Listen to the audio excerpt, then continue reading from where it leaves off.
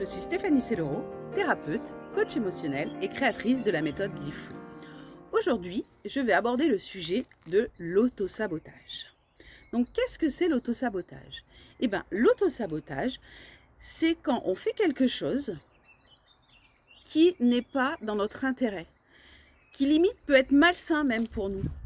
Et par moments, on le fait sans s'en rendre compte. Souvent, on le fait sans s'en rendre compte.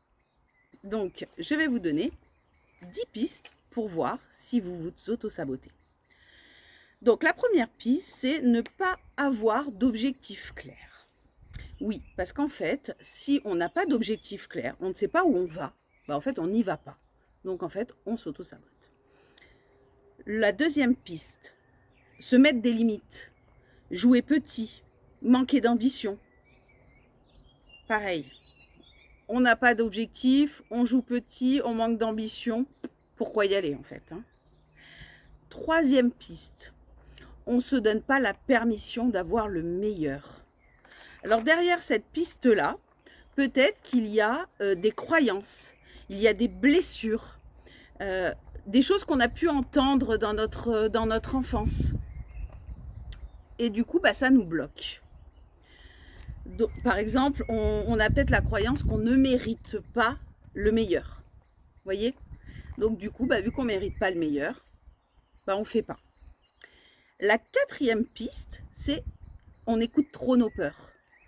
Par exemple, quand on était petit, on nous disait « Attention, cours pas, tu vas te faire mal ». Donc là, on est dans la peur. Si on court, on va se faire mal. Et souvent, on écoute nos peurs.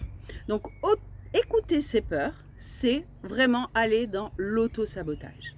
Je vous conseille, si ça vous intéresse de voir la vidéo sur les peurs, d'aller sur ma chaîne et d'aller voir, d'écouter cette vidéo sur les peurs, qui vous aidera du coup peut-être à mettre en place certaines choses pour éviter de vous auto-saboter. La cinquième piste, mettre notre attention uniquement sur nos faiblesses, sur nos blessures. Oublier tout ce que l'on a fait avant, oublier nos talents. Donc en fait, pareil, si on pense qu'à nos échecs, est-ce que ça nous donne envie d'aller voir ailleurs ? Est-ce que ça nous donne envie de continuer à avancer ? Non, pas du tout. D'accord ? Donc ça, encore une fois, si on pense que négatif et on pense que nos faiblesses, on ne va pas avancer et on va s'auto-saboter. 6. On trouve toujours des excuses. Je peux pas, j'ai, tac. Qui ne se l'est pas dit ? Ah, mais je peux pas, aujourd'hui j'ai ça, ci et là. Quand on veut, on trouve un moyen. Si vous trouvez des excuses à chaque fois, pareil, vous vous auto-sabotez. 7e piste, s'occuper des autres avant d'avancer sur nos projets. Alors ça, généralement, on est au top. Mais c'est pas de ma faute, il a fallu que je m'occupe d'eux. J'ai aidé telle personne. Ok, c'est super, c'est gentil.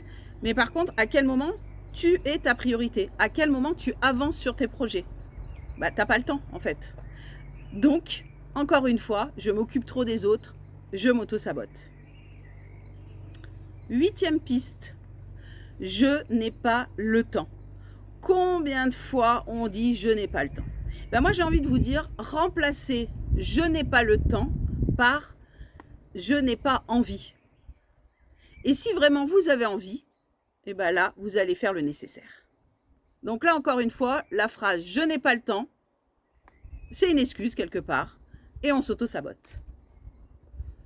La 9e piste, la procrastination. Alors, on parle beaucoup en ce moment de procrastination.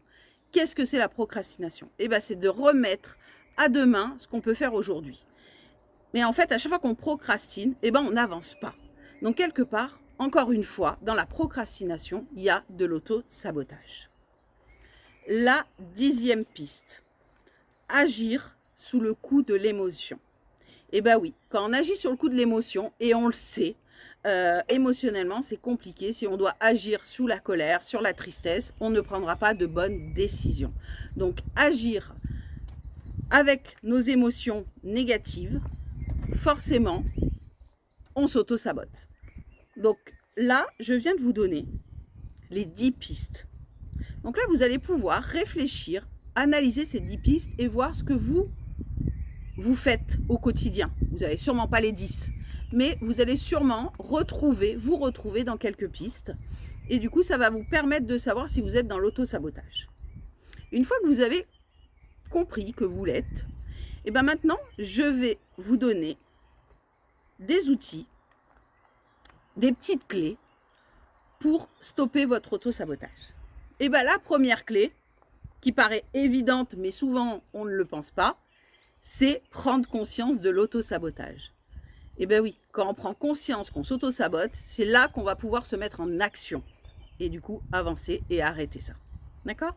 La deuxième clé, on travaille sur son développement personnel.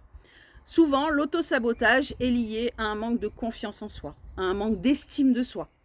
Donc là, pareil, je vous invite à travailler avec une personne qui peut vous accompagner à faire ce pas de côté et à avancer sur vous et à mieux vous connaître.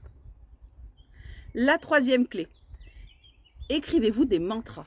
Qu'est-ce que c'est des mantras ? Un mantra, c'est une phrase qu'on se répète plusieurs fois par jour afin d'ancrer ça dans notre inconscient et justement peut-être de balayer des fausses croyances que nous avions dans notre inconscient. Donc, la phrase que je vous invite à écrire, en fait, ce mantra aujourd'hui que je vous invite à écrire, c'est « Aujourd'hui, je m'autorise le meilleur ». Eh bien oui, parce que si vous vous autorisez le meilleur, effectivement, vous allez arriver à avancer et à arrêter de vous auto-saboter. Voilà. Vous voyez, même le coq, il le dit. Vous entendez le coq ? Et bien même le coq, il dit « Allez, je mérite le meilleur. Je m'autorise à... Aujourd'hui, je m'autorise au meilleur. » Je suis sûre, j'ai compris ça.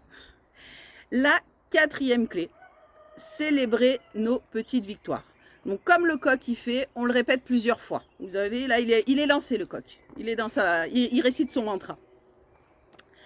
Donc, je vous disais, la quatrième clé, on célèbre nos petites victoires. Oui, en mettant l'accent sur nos victoires, nos succès, c'est là qu'effectivement, on va reprendre du positif et ça va nous booster à avancer.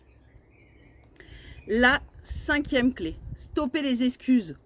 Je peux pas, j'ai pas le temps, ici et là. Stop, on stoppe ça et on a le courage et on avance.